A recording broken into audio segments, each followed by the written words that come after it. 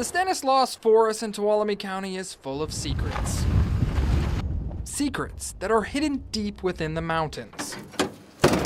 Chris Gilchrist knows the secret. I believe we're on the North Fork of the Stanislaus River at Sandbar Flat.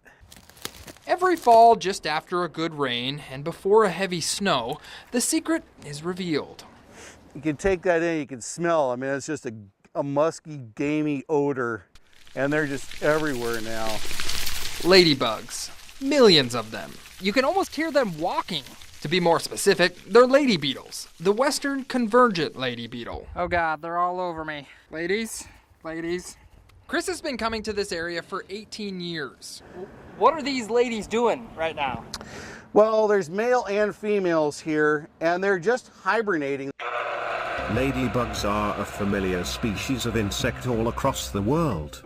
At the end of every fall, convergent lady beetles in the west fly way up into the sky. They catch winds that carry them to the foothills, where they drop like rain. This is what a swarm of lady beetles look like. Millions of them.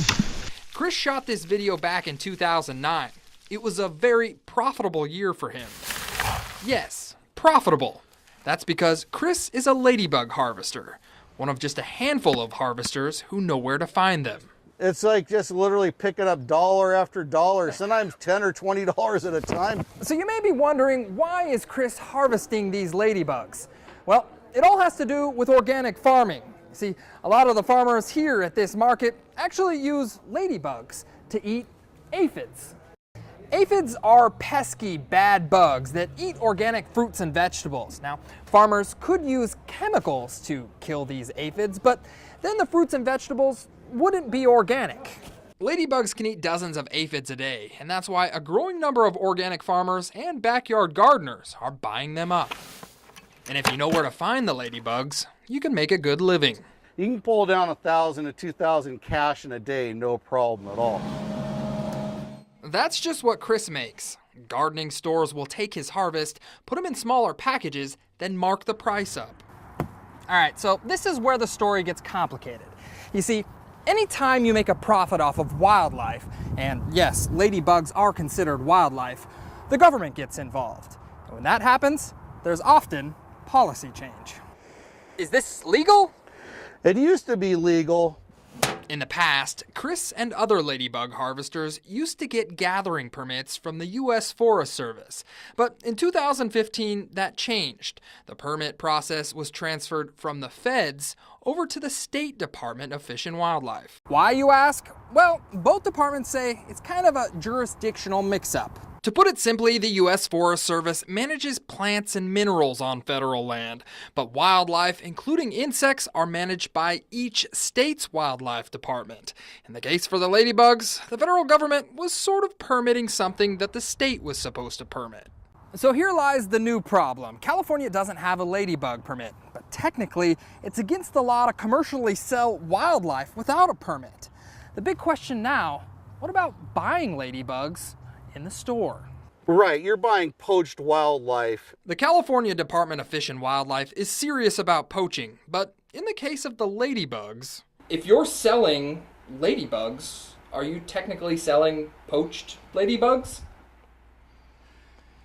Okay, so to be fair, the poaching question is actually really hard to answer. Poaching's a pretty strong term, and we don't use it except if it's enforceable. So right now there is no regulation on ladybug harvesting and selling, so they're going to continue to do it probably. Are we going to work on a solution? Yeah, absolutely. That solution is new law, but new law can take upwards of 3 years to complete. Chris is in a legal gray area, and that's why he's releasing all of this year's harvest. Current law says that he can't commercially gather on public or private land. This has been a huge part of my life. And actually, it feels kind of emotional. I enjoy being up here in the woods and harvesting the bugs, and it's 18 years up here and not able to do this anymore. Normally, this would be a great emotional soundbite to end this story with, but I can't end this story. And that's because there's one more thing you need to know about the ladybug. They don't really hang around once you take them home. This is Master Gardener Colleen Rowell. So you're saying if I buy ladybugs out of the package, put them in my garden, they don't really stay there. They will stay and they will eat, but then they will leave. It's true. This 2013 USDA study shows that ladybug predation in the field is low. And this University of Florida study shows that convergent ladybugs often die in the mail or they fly away. Do you think it's worth buying lady beetles? I wouldn't. Regardless of scientific studies, the ladybug is a beneficial insect, and they do eat aphids and other pesky bugs.